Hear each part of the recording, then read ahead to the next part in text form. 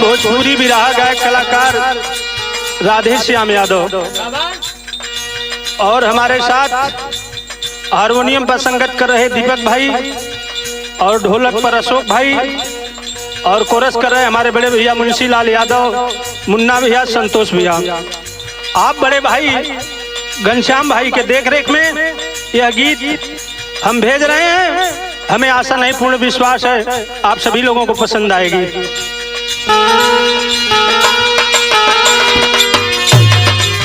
ये माया रूपी संसार में जे भी आवेला हो के एक दिन जाए के हो बतावल जाला कि छूटी जई है बापया मतरिया, छूटी जई है बापया मतरिया हो नगरिया छोड़ी के जाए के परी।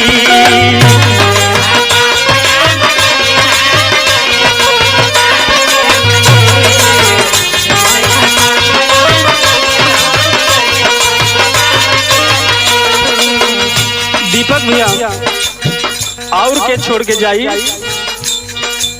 छुट्टी है संगी साथिया गुजरिया, छुट्टी है संगी साथिया गुजरिया हो नगरिया छोड़ी के जाए के परी।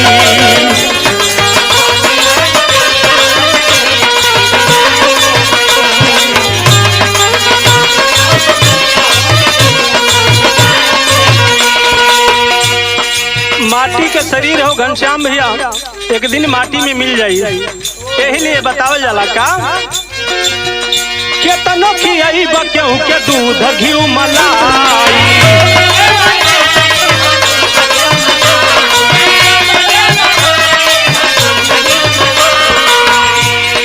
छूटी है परान साथ केहू नहीं जाई।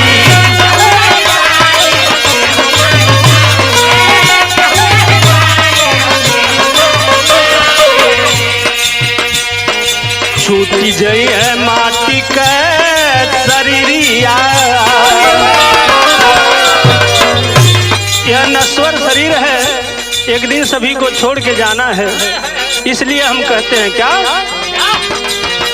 छूटी जई है माटी के शरीरिया हो नगरिया छोड़ी के जाए के परी।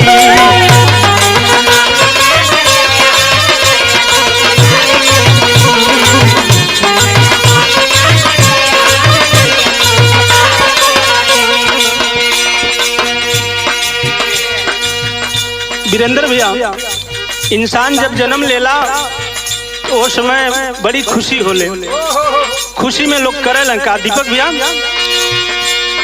ले हला जन्म तब सब जानी गईले,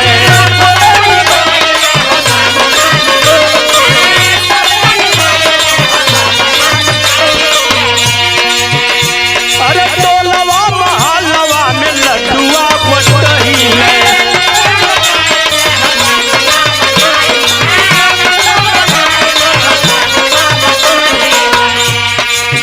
लेकिन आखिरी बेला में कोई के खबर ना लगेले।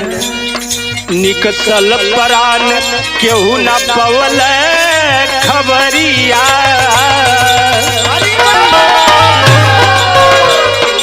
निकसल परान केहू ना पवल खबरिया हो नगरिया छोड़ी के जाए के परी।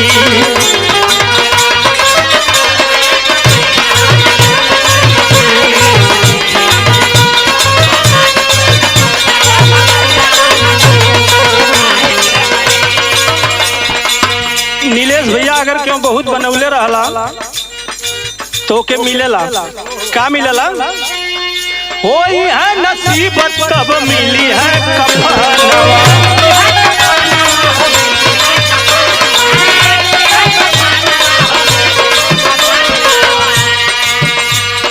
नाही तो छूछे जलाई जई है कनवा,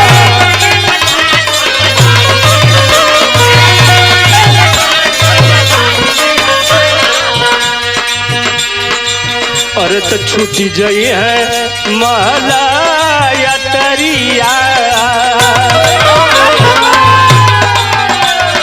के करे खातिन चोरी बेईमानी करत हवा, ये सब यही जगह रह जाई भैया, मुन्ना भैया सब छोड़ के चला जाए को ही, ए लिए हम कहिला छूटी जई है महला यटरिया, छूटी जई है महला यटरिया हो नगरिया छोड़ी के जाए के पड़ी।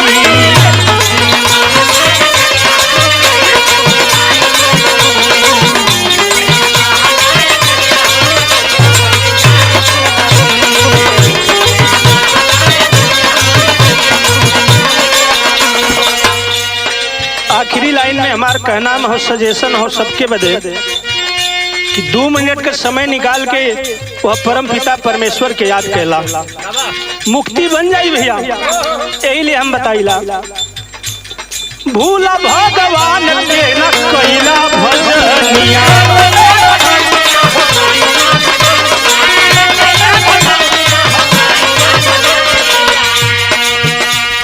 राम राम राधे श्याम जपिला जुबनिया।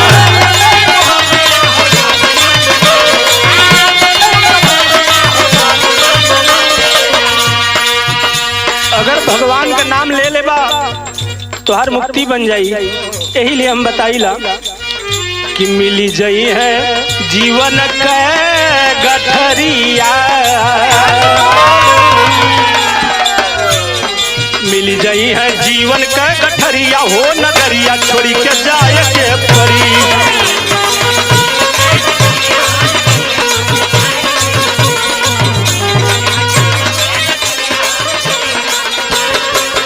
हरि बोल।